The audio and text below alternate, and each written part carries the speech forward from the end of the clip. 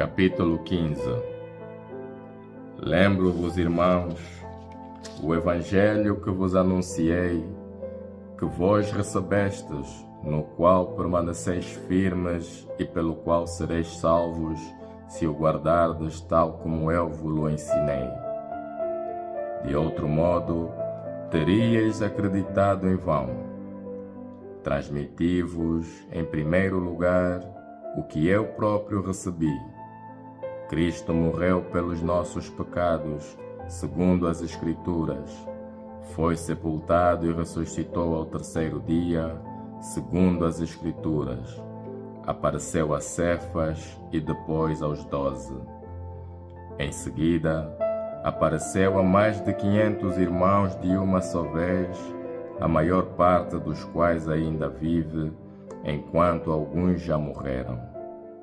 Depois apareceu a Tiago e a seguir a todos os apóstolos.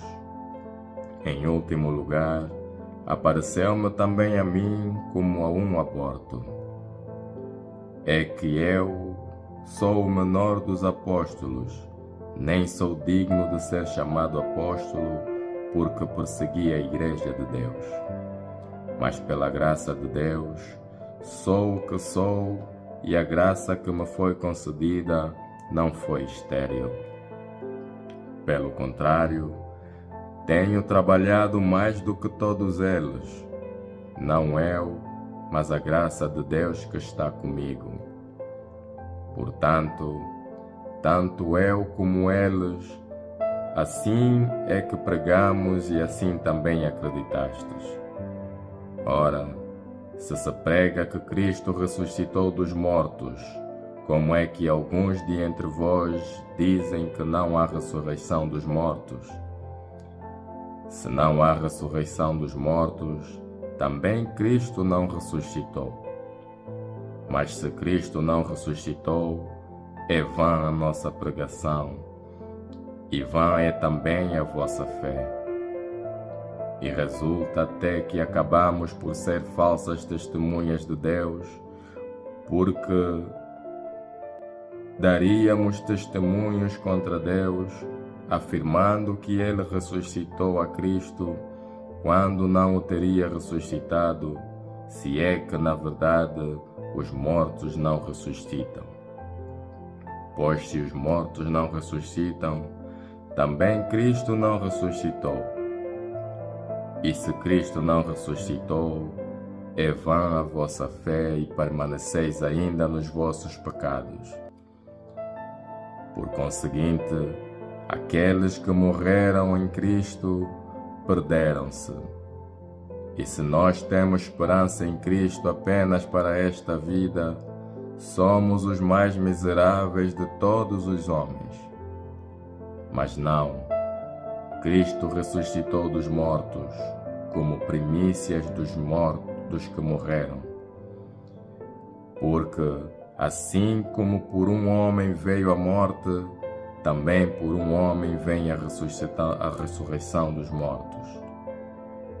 E como todos morreram em Adão, assim em Cristo todos voltarão a receber a vida.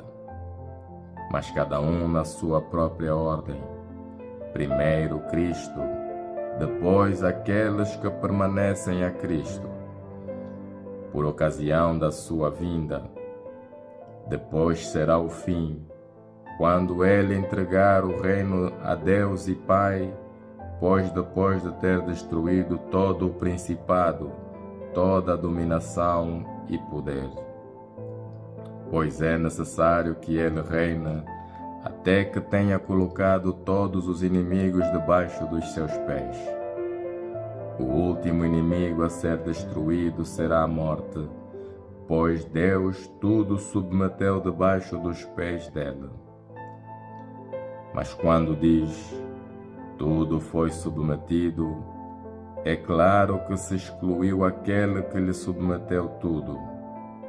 E quando todas as coisas lhe tiverem sido submetidas, então o próprio Filho se submeterá àquele que tudo lhe submeteu, a fim de que Deus seja tudo em todos.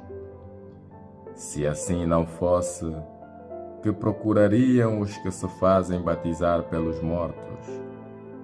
Se de facto os mortos não ressuscitam, por que motivo se fazem batizar por eles? E nós também, porque nos expomos aos perigos a todo momento.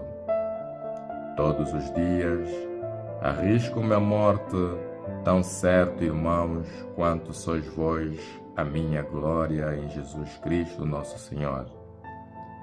Se fosse apenas por motivos humanos, de que me adiantaria ter combatido contra as feras em Éfeso? Se os mortos não ressuscitam, comamos e bebamos, porque amanhã morreremos. Não vos iludais, as más companhias corrompem os bons costumes. Sede sóbrios como convém, e não continueis a pecar, pois alguns de vós mostram que não conhecem a Deus.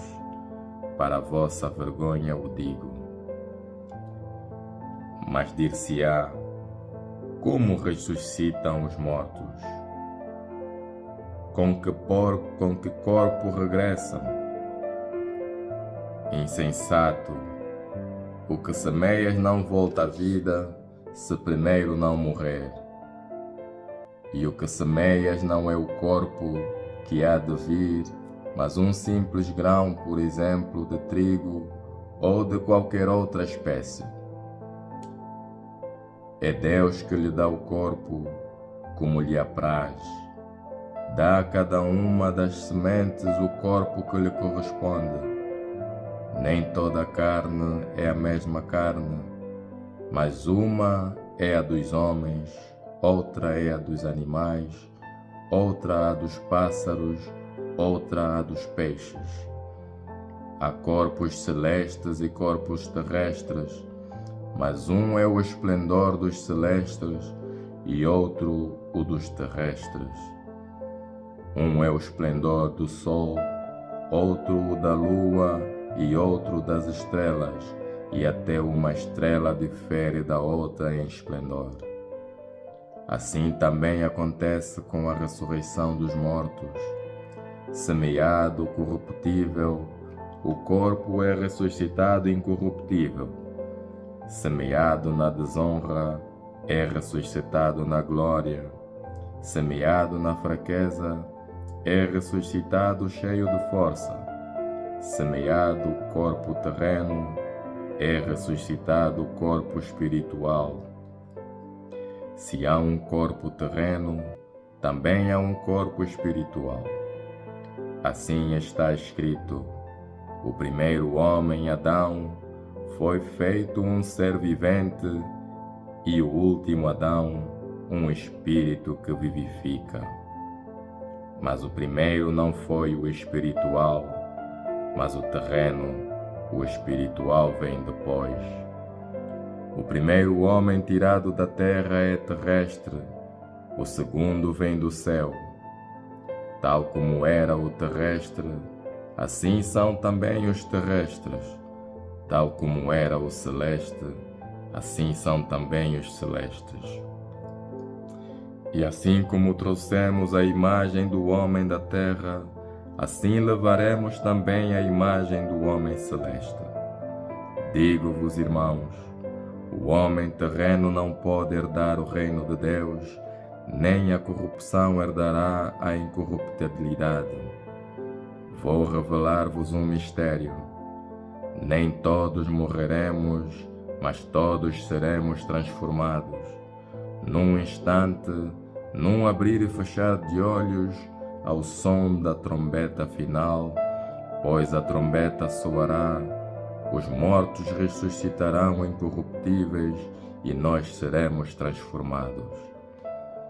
É de facto necessário que este ser incorruptível se revista de incorruptibilidade e que este ser mortal se revista de imortalidade.